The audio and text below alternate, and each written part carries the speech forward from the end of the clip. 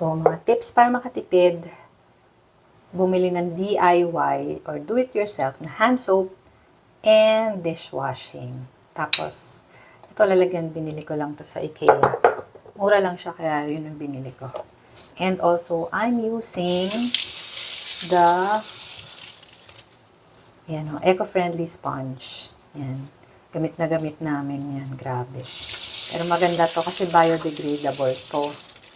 So, ayan. Maliit lang yung sink namin. Kaya, okay. Medyo challenge ang paghugas. So, what I normally do is, okay, inuuna ko na sa mga iba. Ay, portion lang ang paghugas. Okay, so, gusto ko munang hugasan itong. Sa kanila, ang right way ng paghugas ng mga kubiertos is from less greasy to more greasy. Ayan. Normally, yung less greasy is baso. Ayan. Normally. Pero depende dito. Manit naman yun. So, and then, after ng baso, ang next na less greasy is itong mga kutsara tinidor.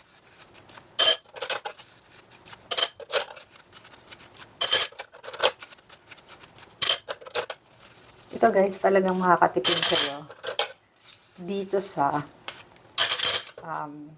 DIY na dishwashing soap. Kasi, okay, marami nagtitinda nito. So, meron akong dalawang i-recommend sa inyo. And, check nyo na lang sa link sa description box para pwede kayong bumili kung interesado kayo. Pero yung usually yung nagagawa kasi is for less than 400 pesos. Meron ka ng at least 12 liters of dishwashing soap. So yung 12 liters na yon, ilang months namin ginagamit. Take note ha, months. Kasi pag bibili lang kami dun sa groceries nung yung gawa na dishwashing soap.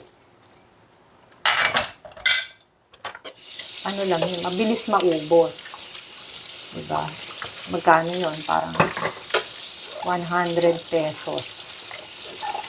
1 liter or I don't know kung 1 liter na ba yung 100 pesos. Tapos, mabilis lang siya maubos.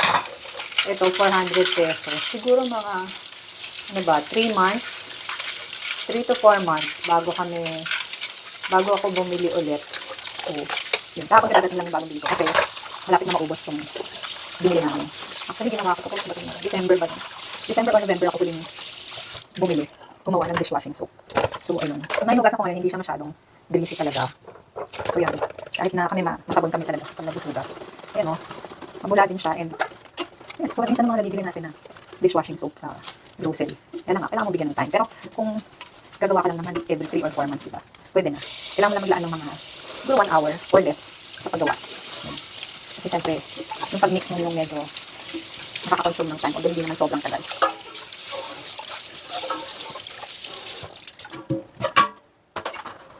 Yan. Medyo pa isa-isa tayo na magbukas kasi ang lip ng sink namin eh. So, ayan siya. Okay na okay yung quality pag nagawa mo na yung dishwashing soap. And, pati ito, ang ganda talaga nitong, dishwashing sponge. And, biodegradable pa. So, earth-friendly. Diba? So, yun guys. Kung interesado kayo, click nyo yung link sa description box.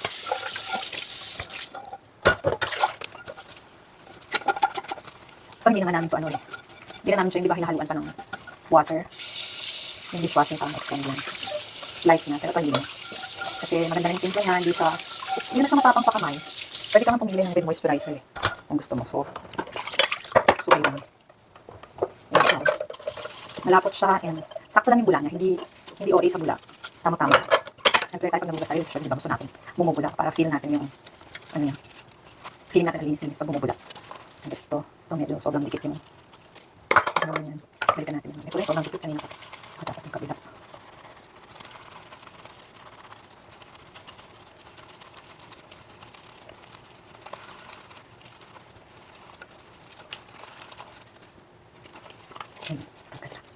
Yes. Okay.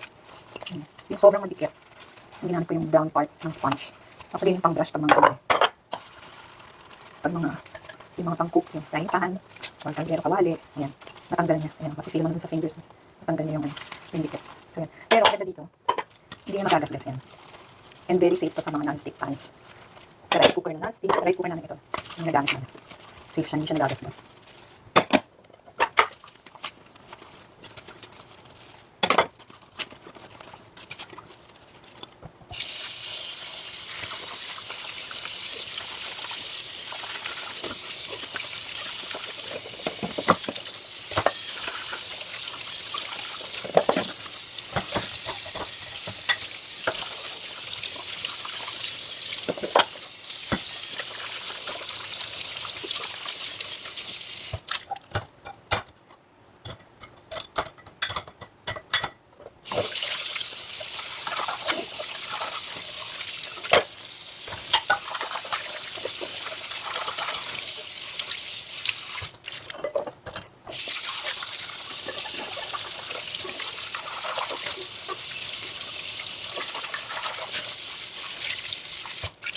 Yan ba? Ang linis.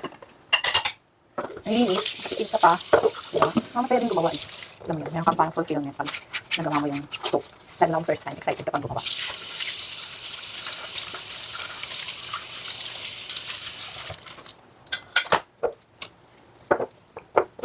Okay lang natin naman. Tapos nakalagay naman. Fang sungkit. Itong bote. Na pang wash.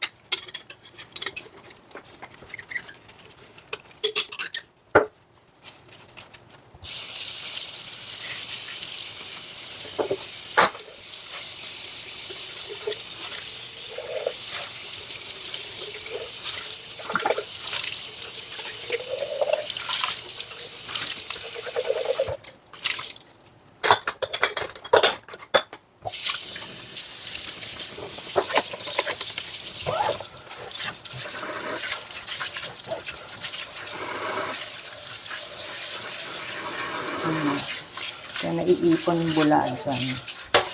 Meron kasi akong biniling net pang drain para mga maliliit na butil na sasalo, hindi babara sa pipes. Ayan. Ayan, may net siya. Ayan. Sendan ko rin kayo ng link niyan. Interesado kayo. Kasi talagang hindi babara. So, ito na yung ating hand soap. Ito rin, sakto lang yung bula. Hindi siya super bula. Sakto lang. Diba?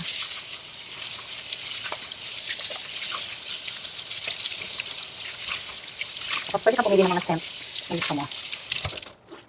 So, ito, mabibili nyo to, makakapili kayo ng scent, pareho, ang gusto nyo. Kasi yung iba gusto yung super bango, kami yung mild lang kasi ako na-hatching ako talaga pag sobrang bango or sobrang baho. Basta matapang yung amoy. So yun. And this one, highly recommended na sponge. Yun lang guys. Thank you so much for watching this video. Please like this video, give it a thumbs up.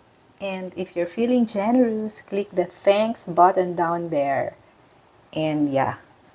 Magtipid tayo. Do-it-yourself soap, hand soap, dishwashing soap. Okay guys, thank you. God bless!